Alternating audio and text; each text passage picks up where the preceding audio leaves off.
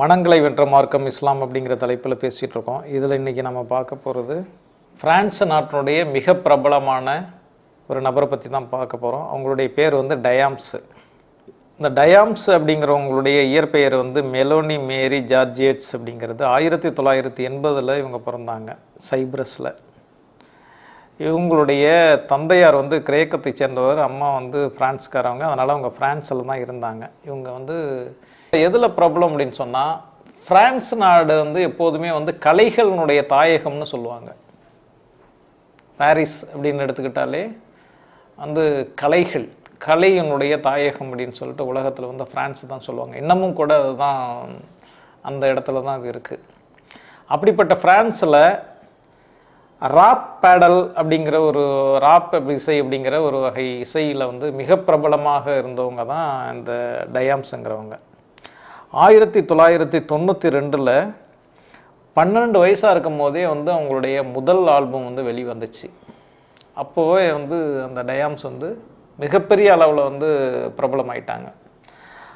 இப்போ இங்கே வந்து சினிமாவில் வந்து பிரபலமானவங்களை நம்ம கேள்விப்பட்டிருப்போம். சினிமாவில் வந்து இந்தியாவில், தமிழ்நாட்டிலலாம் வந்து சினிமாவில் பிரபலமானவர்களுக்குன்னு ஒரு மிகப்பெரிய ரசிகர் கூட்டம் எப்போதுமே இருக்கும். அது மாதிரியே ரேப் இசை அப்படிங்கிறது பிரான்ஸ் நாட்டில் இருக்கிற மிகப்பெரிய வந்து பிரபலமான ஒரு கலை வடிவம். அந்த ரேப் இசையில் வந்து யாரெல்லாம் இருக்காங்களோ அவங்களுக்கு வந்து மிகப்பெரிய ரசிகர் பட்டாளம் உண்டு. அந்த இசையில் வந்து மிகப்பெரிய ஒரு அளவில் வந்து புகழ்பெற்ற பிரபலமான ஒருத்தவங்க தான் வந்து இந்த டயாம்ஸ். அதாவது 12 வயசுலேயே வந்துட்டாங்கன்னா பாருங்களேன். 1992 12 வயசுலேயே அவங்க வந்து முதல் ஆல்பத்தை வெளியிடுறாங்க. அதுலேருந்தே அவங்க வந்து பிரபலம் ஆகிறாங்க. அதுக்கு பிறகு வந்து 15 வயசுக்குள்ளேயே அவங்க வந்து மிகப்பெரிய அளவில் பிரபலம் ஆயிட்டாங்க. ஒரு ஐரோப்பிய நாடுகளில், அதுவும் குறிப்பாக வந்து பிரான்ஸு மாதிரி நாடுகளில் வந்து கலை அப்படிங்கிறதுனால வந்து எல்லாமே வந்து அவங்களுக்கு வந்து ரொம்ப சுலபமாக கிடைக்கும். அந்த கட்டுப்பாடுகள் கிடையாது.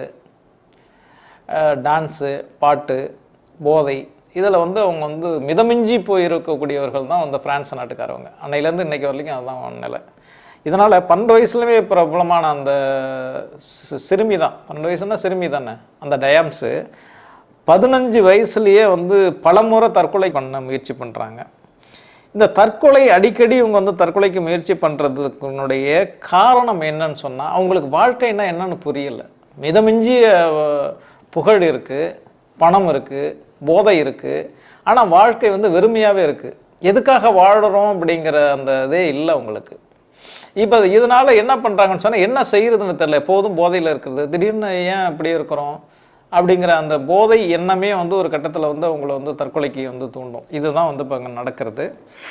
இந்த நிலையில் தான் வந்து 2008 வந்து டிசம்பர் மாதத்தில் நோக்கம் இல்லாமல் ஒரு ரூமில் அப்படியே உட்காந்துட்டு இருக்காங்க. அவங்களுக்கு ஒரு வந்து நெருங்கிய நண்பர் ஒருத்தவங்க, சூசு அப்படின்னு சொல்லிட்டு ஒரு தோழி ஒருத்தவங்க இருக்காங்க. அவங்க வந்து டயாம்ஸு கூட எப்போதுமே நெருக்கமாக இருக்கக்கூடியவங்க. அந்த சூசு அப்படிங்கிறவங்க வந்து என்ன பண்ணுறாங்க, சரி கொஞ்சம் நேரம் வெயிட் பண்ணுங்கள், நான் வந்து தொழுக டைம் வந்துச்சு, நான் போய் தொழுதுட்டு வரேன்னு சொல்லிட்டு போகிறாங்க. யார் 2 பேரும் ஒரு இடத்துல இருக்காங்க. அதில் வந்து இந்த முஸ்லீம் தோழி நான் தொழுதுட்டு வரேன் அப்படின்னு சொல்லிட்டு போகிறாங்க.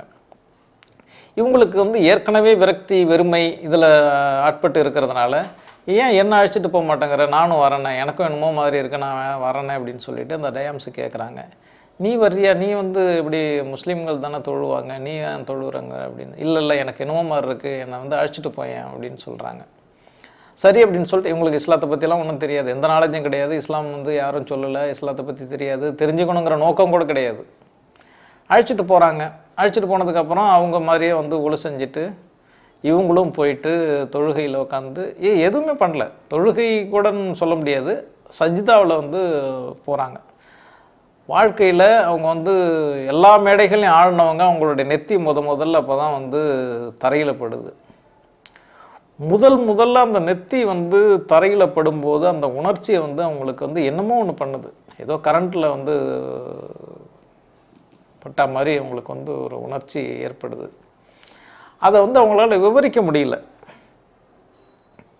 அந்த விவரிக்க முடியாத அந்த உணர்வால் அவங்க ஆட்கொள்ளப்படுகிறாங்க. அவங்க வந்து என்ன சொல்கிறாங்கன்னு சொன்னால், இந்த உணர்வு இந்த இந்த இந்த உணர்வுங்கிறது வந்து நான் இது வரைக்கும் அனுபவிச்சதே கிடையாது. இன்னமும் எனக்கு ஒன்றும் மனசுக்குள்ளே என்னமோ பண்ணுது. ஏன்னா என்ன செய்கிறோன்னே தெரியாமல் பலமுறை தற்கொலைக்கு முயன்ற ஒரு பெண்மணி, ஒரு சின்ன வயசு பொண்ணு, உலகத்தில் எல்லாருடைய அந்த நாட்டில் ரொம்ப ரொம்ப பிரபலமானவங்க, காசு பணத்துக்கு பஞ்சம் இல்லை, கோடிக்கணக்கான ரூபாய்க்கு வந்து அவங்க பேரை சொன்னாலே அந்த ஆல்பம்லாம் கோடிக்கணக்கான ரூபாய்க்கு விற்கக்கூடிய அளவுக்கு அவங்க வந்து செல்வாக்கு உள்ளவங்க. அப்படி உள்ளவங்க வந்து தொழுகை நடத்துகிறாங்க. அந்த தொழுகையில் போய்ட்டு தொழுகூட இல்லை, அந்த மாதிரி தொழுகிற மாதிரி ஒரு இது பண்ணதுக்கே அவங்களுக்கு வந்து அந்த மனசில் வந்து இனம் புரியாத ஒரு இது வருது, உணர்ச்சி வருது. அது அவங்களே பிற்காலத்தில் சொல்கிறாங்க, அந்த நொடியில் எனக்கு தோன்றியது இந்த மாற்றம் அல்லாவால் மட்டுமே முடியும் என்று எனக்கு தோன்றியது அப்படின்னு சொல்லிட்டு பின்னாடி அவங்க சொல்கிறாங்க. அதுக்கப்புறம் திடீர்னு வந்து அவங்க காணா போயிடுறாங்க. எங்கே போனாங்கன்னு யாருக்குமே தெரியல. பலமுறை தற்கொலை பண்ணி முயற்சி பண்ணுறவங்க இந்த இஸ்லாத்தை அதுக்கப்புறம் வந்து இந்த தொழுகையிலேருந்து அந்த மாற்றம் வந்ததுக்கு பிறகு அதை யார்கிட்டையும் விவரிக்கலாம் இல்லை, அப்படியே அமைதியாகிடுறாங்க. அமைதியாகிட்டு அதுக்கப்புறம் போயிட்டு இஸ்லாத்தை தேடி கண்டுபிடிச்சி படிக்க ஆரம்பிச்சிடுறாங்க. தேடி கண்டுபிடிச்சி இஸ்லாத்தை படிக்க ஆரம்பித்ததுக்கப்புறம் திடீர்னு காணா போயிடுறாங்க. ரொம்ப பிரபலமான ஒரு நபர் வந்து திடீர்னு காணா போயிடுறாங்க. காணா போயிட்டு ஒரு 3 வருஷம் கழித்து முஸ்லீமாக வர்றாங்க. முஸ்லீமாக எங்கே வர்றாங்க அப்படின்னு சொன்னால் டிவியில் வர்றாங்க. எந்த டிவி? TF1 அப்படிங்கிற ஒரு டிவி வந்து ஃப்ரான்ஸில் வந்து ரொம்ப பிரபலமான டிவி. ஃப்ரான்ஸ் நாட்டிலே ரொம்ப பிரபலமானது அந்த டிவி தான். அந்த டிவியில் செப்டம்பர் 30, 2012 அவங்க வந்து வர்றாங்க. அவங்கள வந்து காட்டுறாங்க, அந்த டிவியில் ஒரு பேட்டியில் காட்டுறாங்க. அவங்க வந்து அந்த இஸ்லாமிய கலாச்சார உடை இந்த புர்காவோட வந்து அவங்க வந்து வர்றாங்க. இதில் குறிப்பிடத்தக்க செய்தி என்னன்னு சொன்னால், அந்த காலகட்டத்தில் அப்போ தான் வந்து பிரான்ஸ் நாடு புர்காவை தடை செய்யப்பட்டிருக்கு. பிரான்ஸ் நாடு புர்காவை தடை செய்து அந்த தடை வந்து அமலில் இருக்கும் போதே இவங்க வந்து புர்காவோட வர்றாங்க. நான் இப்படி தான், இதுதான் என்னுடைய இது வந்து அல்லாஹ்வால கிடைச்சது, நான் உங்களுக்காக உங்களுடைய சட்டங்களுக்காக நான் என்னை மாற்றிக்க முடியாது அப்படிங்கிறத தைரியமாக வந்து அந்த நாட்டினுடைய பிரபலமான டிவியில் ஒரு பிரபலமான நபர் சொல்கிறாங்க. இதுதான் அல்லாஹ்வுடைய நாட்டம். எந்த நாட்டில் வந்து புர்காவை தடை செய்தாங்களோ அந்த நாட்டிலேயே அந்த நாட்டை சேர்ந்தவங்களே யாருடைய நிர்பந்தமும் எதுவுமே இல்லாமல் புர்காவை போட்டுக்கிட்டு நான் இப்படி தான் வருவேன் அப்படின்னு சொல்கிறதுங்கிறது வந்து சாதாரணமான விஷயம் கிடையாது. அது மட்டும் இல்லை, 2012 தனது வாழ்க்கை குறித்த ஆவணப்படத்தை எடுக்கிறாங்க. அதுக்கு அவங்க வச்ச பேர் சலாம். சலாம் அப்படிங்கிற பேரில் தன்னுடைய ஆவணப்படத்தை எடுக்கிறாங்க. இதுதான் வந்து அவங்க வந்து இதை பற்றி அதுக்கப்புறம் வந்து அந்த ஆவணப்படத்தில் நிறைய விஷயங்கள் சொல்கிறாங்க. அவங்க சொல்கிறாங்க, இஸ்லாம் has brought a lot of meaning to her life. அதில் அவங்க சொல்கிற விஷயம், I became a normal woman when I make up every morning. I know that I have to improve myself. என்ன சொல்கிறாங்கன்னா, நான் ஒரு சாதாரண பெண்ணாகி விட்டேன். அதாவது இவ்வளோ பிரபலமான வந்து இருந்து காசு பணம் புகழ் எல்லாம் அந்த போதை எல்லாம் இருந்தும் கூட என்னை வந்து நான் ஒரு பெரிய தேவதை மாதிரி நினச்சேன்.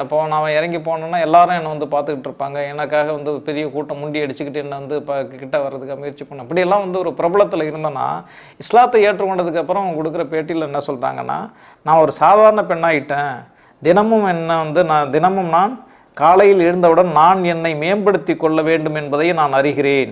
கடவுளின் அன்பை உங்கள் உள்ளத்தின் இதயத்தில் சுமக்கும் போது நீங்கள் நிறைவடைகிறீர்கள். இதுதான் அவங்க சொல்கிறது. நான் காலையில் எழுந்திருக்கும் போது தினமும் நான் காலையில் எழுந்த உடனே என்னை நான் மேம்படுத்தி கொள்ள, நான் வந்து பெரிய ஆள்லாம் கிடையாது, நான் என்ன இன்னுமே தான் டெவலப் பண்ணிக்கணும் அப்படிங்கிறத நான் வந்து உணர்கிறேன்.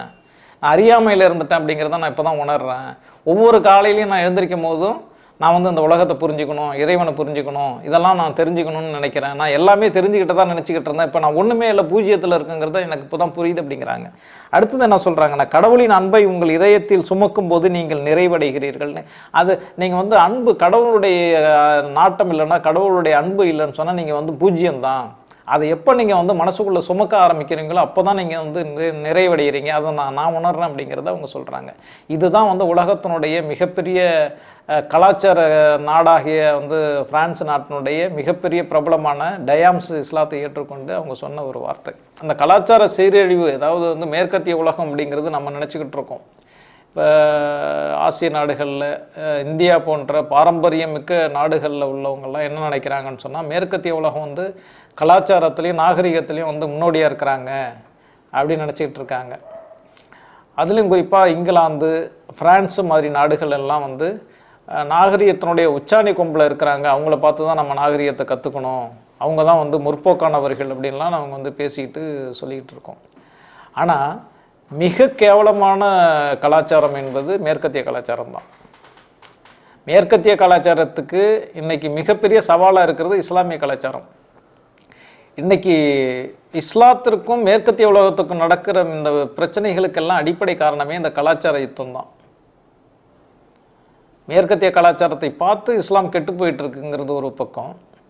மேற்கத்திய கலாச்சாரத்திலே ஊறி போனவர்கள் இஸ்லாத்தை பார்த்து அதை வந்து ஏற்றுக்கிட்டு இருக்காங்கங்கிறது இன்னொரு பக்கம். இது ரெண்டுமே நடந்துக்கிட்டு இருக்கு. மிக உயர்ந்த கலாச்சாரத்திற்கு சொந்தக்காரர்களான முஸ்லீம்கள், அந்த முஸ்லீம் சமூகத்தில் உள்ளவங்க மேற்கத்திய கலாச்சாரத்தால் ஈர்க்கப்பட்டு இதை விட அதுதான் பெட்டராக இருக்குமோ அப்படின்னு இவங்க நினைக்கிற அதே காலகட்டங்களில் மேற்கத்திய கலாச்சாரங்களில் ஊறி போனவர்கள் அதை விட்டுட்டு இஸ்லாம் தான் சிறந்த மார்க்கம் அப்படின்னு ஏற்றுக்கிட்டு இருக்காங்க. இன்றைக்கி மேற்கத்திய உலகத்தில் ஐரோப்பிய நாடுகளில், அமெரிக்கா, ஐரோப்பிய நாடுகளில் 4 பேர் இஸ்லாத்தை புதுசாக ஏற்றுக்கிட்டாங்கன்னா அதில் 3 பேர் பெண்களாக இருக்காங்க. இதுக்கு அடிப்படை காரணம் என்னன்னு சொன்னால், இந்த கலாச்சார மோகத்தால் பாதிக்கப்படக்கூடியவர்கள் பெரும்பாலும் பெண்கள். திருமண உறவுகள் அங்கே கிடையாது. யார் வேணாலும் யாரோட வேணாலும் கூட சேர்ந்துக்கலாம். அவங்களுக்கு குழந்தை பிறந்துச்சுன்னா அதுக்கு யார் தாய் யார் தந்தை அப்படிங்கிறதே தெரியாது. இந்த கலாச்சார மோகம் இதற்கான இந்த மாதிரியான காரணங்களால் வந்து நிற்கதியான நிலைக்கு அவர்கள் தள்ளப்பட்டு கடைசியாக வந்து கடைசி புகலிடமாக அவங்களுக்கு இருக்கிறது எல்லாமே வந்து இஸ்லாம் மட்டும்தான். அப்படி இஸ்லாத்தை ஏற்றுக்கொண்டவர்கள் தான் இன்றைக்கி ஐரோப்பிய நாடுகளில் மிகப்பெரிய பிரபலமாக இருந்த பல பேரை பற்றி நம்ம பேசிக்கிட்டு இருக்கோம். இந்த டயாம்ஸும் அந்த வகையில் ஒருத்தவங்க. இப்படித்தான் வந்து இஸ்லாம் வந்து மேற்கத்திய உலகத்தில் வந்து ஆட்சி செஞ்சுக்கிட்டு இருக்கு, மனங்களை வென்று கொண்டு இருக்கிறது என்பதற்கான சாட்சிகளில் இதுவும் ஒன்று.